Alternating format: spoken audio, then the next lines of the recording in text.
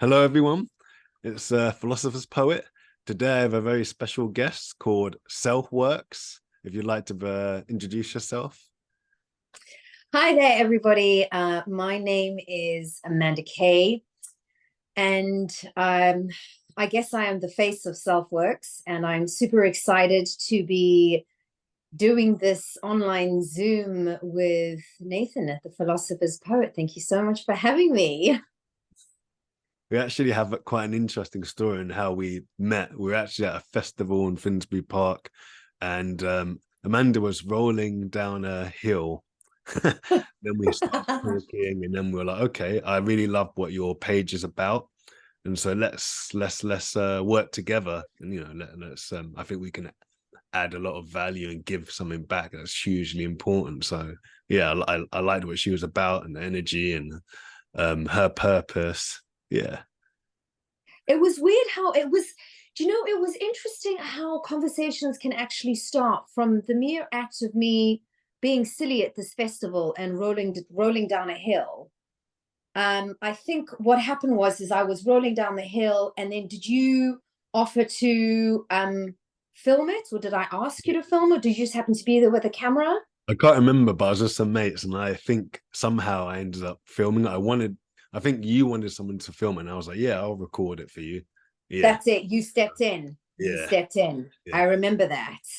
And then you filmed it, and then I asked you for the footage, and then we started talking, and you started telling me about the Philosopher's Poet and your outlook, and I started speaking about my material, and I was like, well, you know what, it's great to do collabs these days, especially with like-minded individuals yeah, that kind of have a similar outlook yeah, on life and the content that they want to kind of contribute to life and society. And we kind of we had different angles, but we yeah. had kind of similar ideas. Isn't that right? Yeah, I think the way I almost see it is like my writing is sort of a microcosm of the work you do with the body and the sort of breath work. And likewise, the other way around, the work you do of the body and breath work in terms of self-awareness is sort of almost like a microcosm of what I do with the pen or or typewriter. They're quite symbiotic in a way. They're different expressions of trying to get someone to become or understand their true self. Yes. Yeah, Yeah, that's actually a really interesting way to put it, because I mean, I think you do it, it's quite like, I think your process, Philosopher's Poet, is quite it's quite intellectual and quite cerebral in its process. And I kind of feel like your angle is that you find, quote me if I'm wrong, but the way that I've seen your work and your videos and your poetry, it's like you find self-discovery within the words, within yeah, finding the words, and it's kind of this like beautiful unfolding of words that sort of brings beautiful meaning to a self-expression and to meaning of life. That's yeah. how I experienced your work. Yeah, and it can be about anything, because not everything is sunshine and rainbows. And as much as we want everything to be about love and light, we need to confront the shadow aspect. So sometimes Mm. it can be seemingly mundane, but it has huge importance. It can be incredibly loaded because it has to be, because those so-called mundane matters are really just a sort of almost like a microcosm of something that much bigger. You know how um the idea of looking at something in a microscope, you know, can be observed as something in the skies of the universe. So it's really important, sort of the gravity of something. Just because the picture is much larger doesn't mean the principles don't apply. They often talk about the idea of as above, so below. So the things we do, even the small things we do on an everyday basis, can be observed in society, like they're a reflection of who we are, the sort of the reasons why we do things, even the things that consciously don't seem to have any deep thought within them. So it's yeah. Yeah, it's interesting. When as you were speaking, the thought that kind of sort of popped into my head, you're sort of telling about expressing the good, the ugly, the light, the dark, and finding meaning through those words. And as you were speaking, the word that came to my mind was mindfulness. And when we think of mindfulness, you know, we can think of meditation and techniques and breathing, which is actually what self-works is about. There's so much material and so many exercises that I have created that are mindfulness exercises, using the body, using the breath work. But I think what's interesting with you is that whilst you're discovering and creating and finding meaning and depth within the words and within the poetry, that, interestingly enough, is its own form of mindfulness. Yes, yeah, almost a form of meditation sometimes for me. Absolutely. And as you say, as you do it through the words, finding sort of that sort of meditative zone, as it were, and that mindfulness through the creation and through this beautiful unfolding of words, I'm finding through self-works exercises, through the breathing and the meditation and the body work, it is in its own way meditative, and it is in its own way mindful Yeah. as well. So I'm really interested in the background to your story and how you came to realize your purpose and you know, the real barriers and challenges, how you overcame. You've got a really compelling background and you know, a lot of strength, yeah, comes through. Oh, thank you. Thank you. That's so wonderful to hear. Yeah, I mean, I have, you know, my whole, it's just a crazy life story. And I always say to a lot of my friends and colleagues, it's like, oh my gosh, like I feel like my life is a movie. And I think that I've experienced so much in my life, and so much in my life has been so much about massive success and incredible failure, um, incredible highs and incredible lows. And it's these polar opposites of this life experience that has kind of, you know, brought me where I am today. So actually, what happened with the idea with SelfWorks is that I went through a very traumatic childhood, which was extremely dark and extremely painful, and there was a lot of suffering involved. And I think what happens is when a lot of children go through a lot of trauma, they end up trying to self-soothe themselves in many ways. And the way in which I try to self-soothe myself was through, you know, drugs and alcohol. And then I went through the process of recovery. And what's interesting in the AA process is that in order for, once the person goes into recovery, they have to have a routine, as it were, so they don't sort of fall off the bandwagon again. And what ended up happening with me is that I kind of started developing my own program, so I didn't relapse, as it were. But it was kind of the program that I ended up developing for myself was a beautiful synthesis of social work, because I went to university and I got a first class honors in social work. So it was concepts of social work from the social work degree. It was concepts of the AA program, but it was also concepts of my spirituality and my meditation.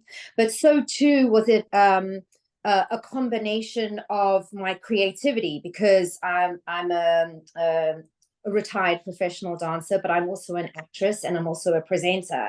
So there was a lot of creativity involved, but I'm also a trained Reiki healer. So what ended up happening is I created this program with all of these different elements, as it were, which enabled me to step into the best version of myself, which enabled me to become the most aligned, the most stronger, the most self-aware, the most confident, the most at peace with myself. And what happened is I developed this program on myself, and I started working on it every day through a series of exercises. And then as I was working in social services, I was working with families, I started sharing the exercises, and they started getting benefit too. And then I thought, well, let me start trying to reach a wider audience, because if I'm getting benefit and the families and social services that I work with, they're getting benefit, let me see if I can try to start reaching a wider audience. And then I started rolling out the well-being exercises, as it were, on social media. And now I'm sort of developing my own client base and spreading this material, which happens to be having amazing and profound effects on people. Okay, no, excellent. I've seen some of the testimonials that you've recently been posting. That's really cool. Great. Tell me a bit more about, because you mentioned spirituality or your world. Mm. I'm curious. Mm. Well, the thing is with self-works, I'm very clear about, self-works is a message for everybody.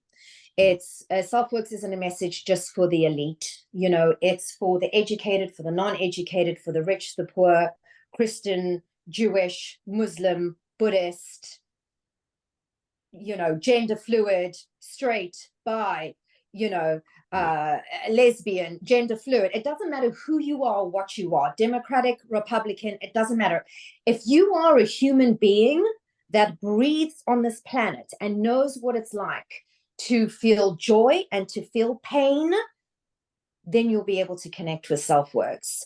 So in terms of answering your question, Nathan, about spirituality, I do talk about spirituality, but I also make the message very broad, because I also understand that there's a lot of agnostics out there and there's a lot of atheists out there. Yeah. And that's totally fine, because self-work sees you, self-work acknowledges you.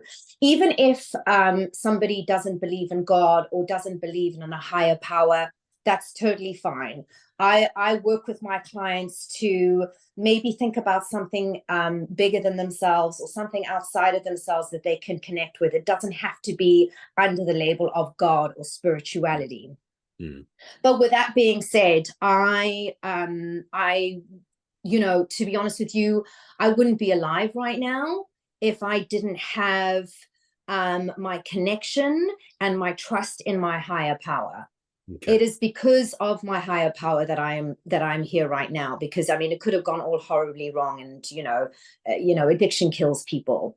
And so I'm just so grateful that I'm here sitting in front of you, talking to you, spreading the message. Self-work's message of hope, healing, and empowerment is just a gift. Every day is a gift, every moment is a gift.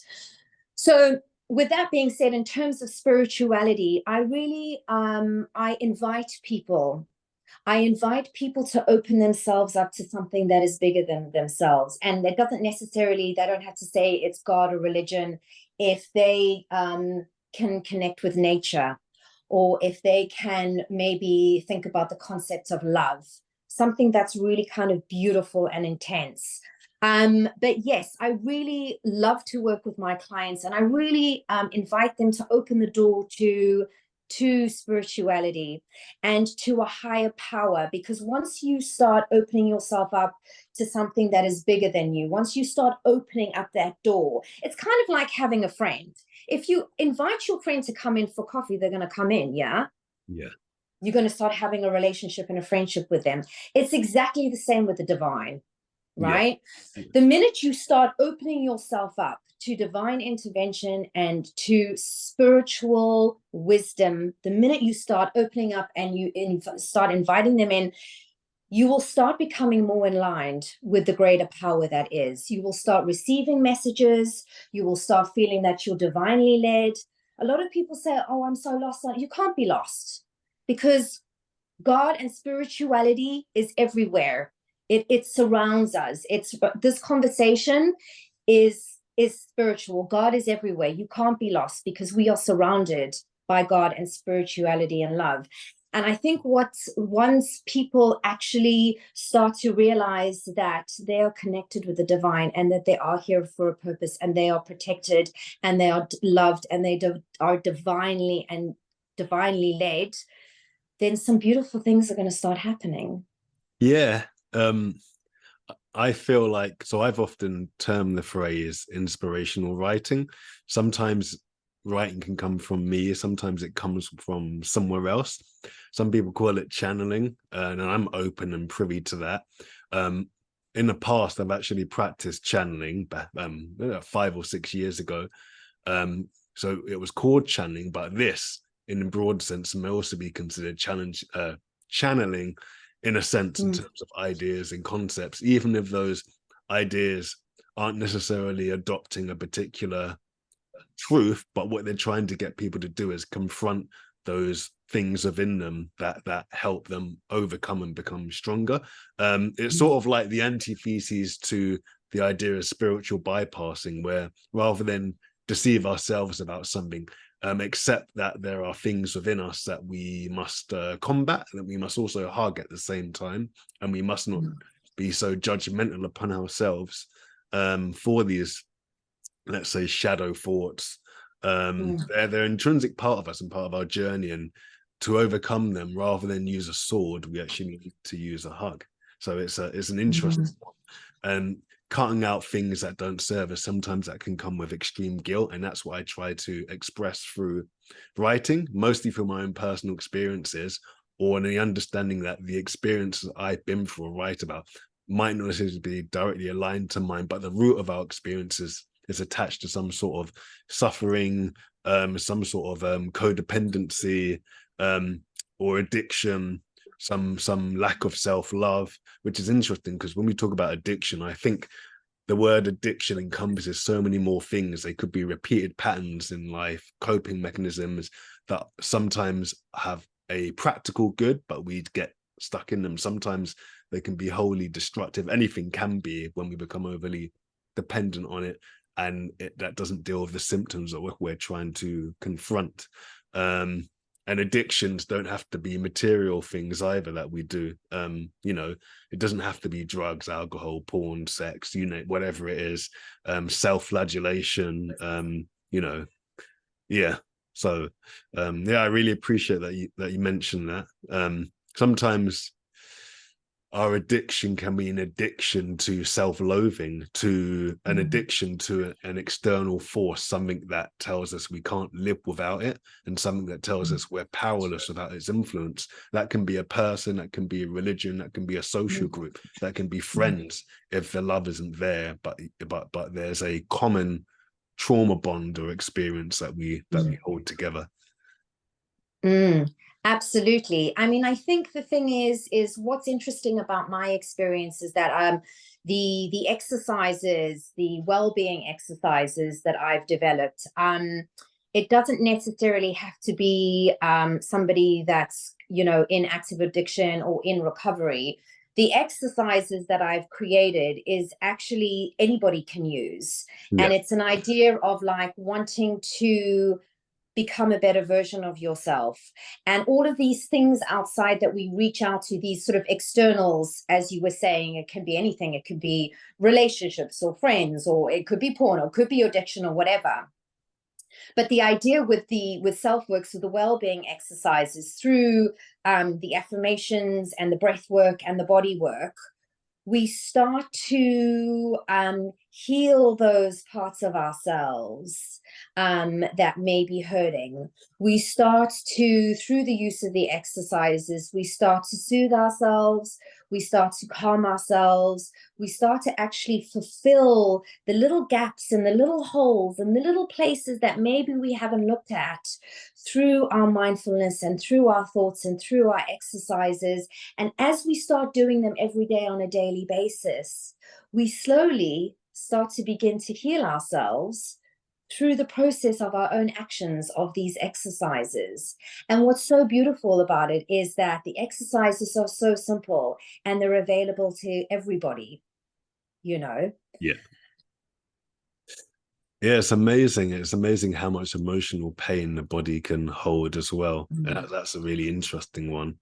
I've seen on occasion sort of these sort of practitioners, I think Ayurvedic medicine or sort of Vedic text or influences around where people believe specific emotions are held, tension, and then it's obviously aligned with physical stress. It's sort of that physical stress seems to be the symptom of something deeper, and I feel like it's something that you're touching on, or something that you sort of work with, breath work and all the other all the other exercises that I've seen so far on your page, you know, quite interesting. Even the dancing and movement, you know, sort of a really interesting way of trying to align ourselves to a higher vibration. You know, that was what I took from it anyway. I don't know if you want to elaborate. Yeah. So, well, I mean, I think the interesting thing is that, you know, the videos on self-works are twofold. So on the one hand, you're seeing videos, which is kind of like not the serious part, but it's the nitty-gritty. It is the crux of self-works, which is the actual exercises. You know, I work with clients. And so what happens is a client comes to me and I say, okay, what do you want to work on? And I say, give me 2 to 3 points that they may want to work on. So let's say hypothetically they want to work on maybe anxiety, improving confidence, and mitigating against procrastination, whatever. Yeah. So what then I'll do is that I'll go back home and I'll prepare and I'll look through my archives of well-being exercises that actually deals with these specific elements that a client wants to work through. Then when I come to the session, I say, okay, I've cherry picked certain well-being exercises that are specific and particular to your needs. Then I share the exercises with the clients. And then I say, okay, now this is your well-being toolkit, so to speak. And now you go and practice this every day on a daily basis. And it's almost kind of like, you know, when you go to the gym, Yeah. you got your workouts. It's like a well-being workout. So self-works, there's one part of that, which is the well-being exercises, which you see on social media. And the second part is, you know, videos that you see about me going about my daily life. So I actually, well, interestingly enough, dancing actually releases a lot of trauma. So Nathan, you were talking about the body storing a lot of trauma and tension, and the body does do that. And what's interesting with dancing, whether you're professional dancing or dancing down the street or dancing in a rave, any kind of dancing, any type of moving of the body will naturally release trauma. And what was so interesting is now that I reflect back, because I'm, you know, an ex-professional dancer, having experienced so much trauma as a child, I kind of see now why I actually picked dance, because it was actually through the professional dance and dancing every day that I was able to release so much of that, so much of my trauma. And I remember once I went to kind of some spiritual teacher and he said, Amanda, if it wasn't for your dancing, you'd be finished. Okay. You know, so I think it's an interesting story for people, like wherever you can, wherever you are, just keep on boogieing. Yeah. Oh, that's hilarious. You know what I'm saying? I mean, and it's such a simple thing. You know, all you need to do, if you're in a bad mood, get your iPhone out, put on your 90s rap. I don't know what it is. Put on your techno. What gets you grooving? What gets you going? What gets your body up and grooving? And blast it for like one song and just really let your head on and just go for it. And you can use that one song, one hit song wonder of just going for that boogie. And I can tell you, after that one dance track of like dancing solidly, you will have shifted into a different space. You will feel better, you will feel happier, you will feel like, you know, more momentum. A great time for just doing a one song boogie. I'm not a morning person, so I actually try to get my one song boogie in before I go to work, and that puts me in the right frame of mind. But you can do it as a study break. Maybe you've had a little argument with your partner. Get your boogie on, and I'm telling you, you will shift into a different space. And self-works, that is one smidgen, one of the many ways that you can shift your energy dynamic with yourself.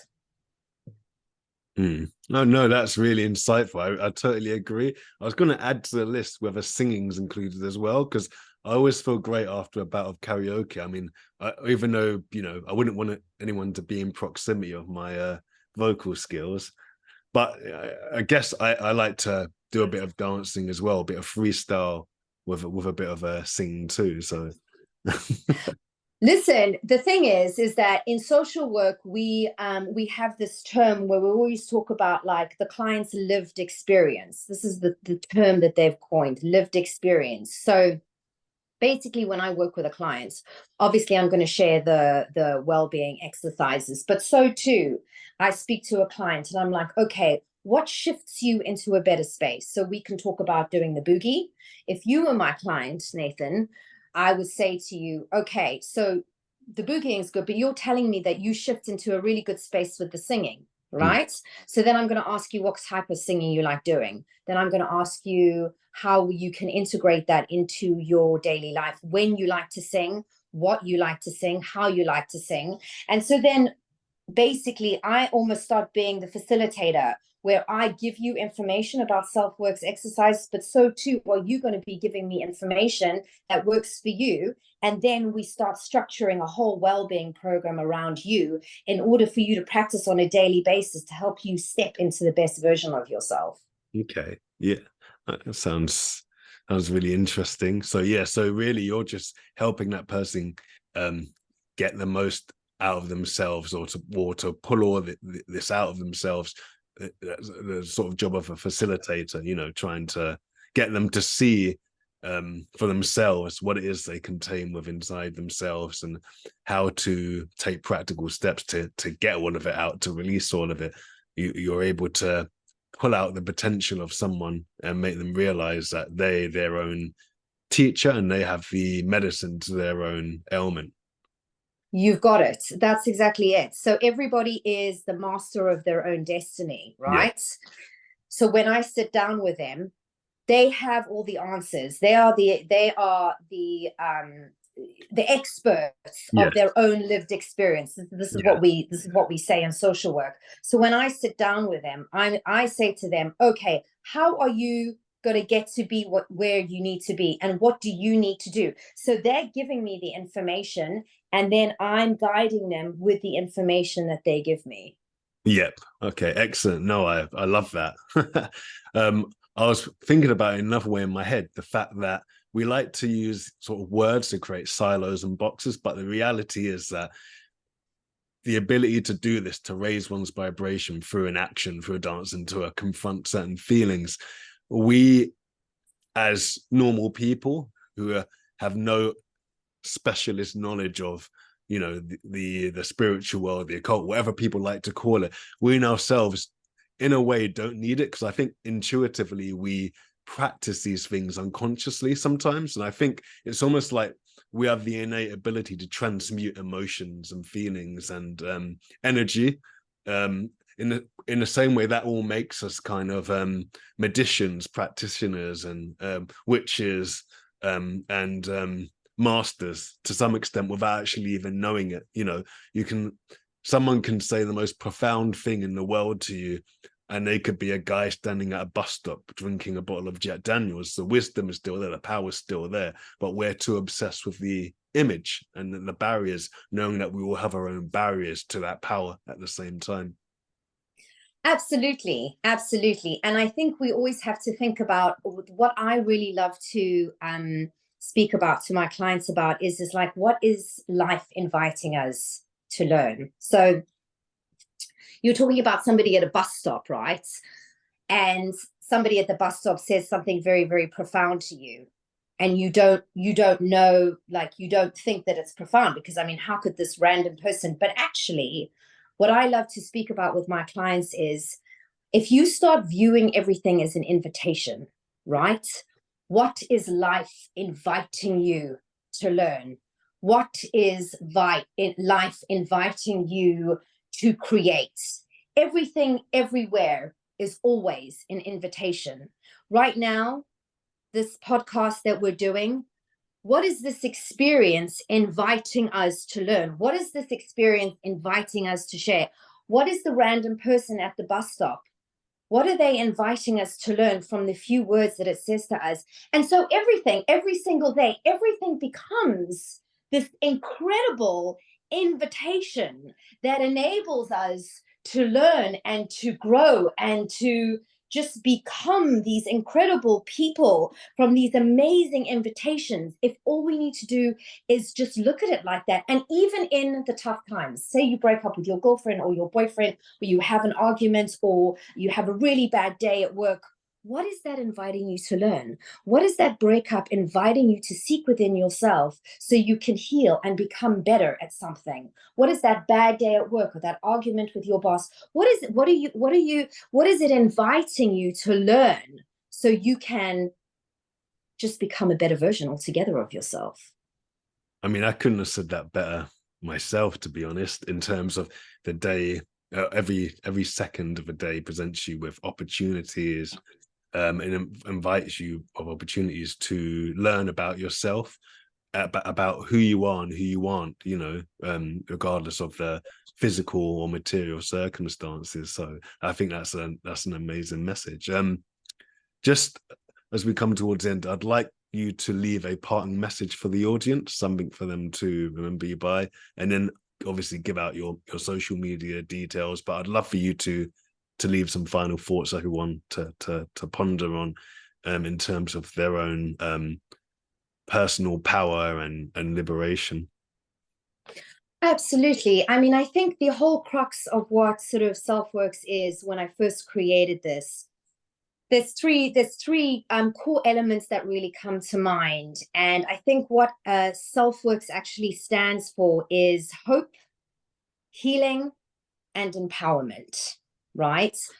And I think the message is that, I think all of us have gone through some kind of difficulty or trauma in our own lives. But I think the message that I can leave with today is that if you can take that pain and that suffering or whatever that dark time that you've been through in your life, and you are able to have the strength and the courage and the fortitude to push through that, to push through the darkness, to push through the pain, to push through the suffering, I can categorically tell you there is something so magnificent waiting for you on the other side. And I think the imparting message that I can give you is there is another way, and there is hope, there is healing, there is empowerment. And once you can push through to that other side, there is something so miraculous waiting for you. And as I step into the best version of myself, and as I live #my best life, so too can the followers and the readers of Self-Works also step into their best versions of themselves, and they can also start living their best lives. And so I think the message is if you do the exercises and if you join the movements, there is so much beauty and love and fun to be had. Okay, fantastic. Okay. All right, just share your social media contacts with everyone. We've got about yes. So basically Facebook, it's Self-Works, SELF hyphen WORX. It's the same with Instagram, SELF underscore works WORX. TikTok is Self-Works, and so is YouTube is Self-Works. So please join the movement, come and check it out. We're going to be having a lot of fun. Thanks very much, and thanks everyone for listening. Leave any comments, and take away whatever you've gotten from this. I hope this has uplifted you, and take care, everyone. Thanks, Philosopher's Poet. Thank you for having Self-Works, Nathan. It's been a pleasure. All right. Cheers. Thank you.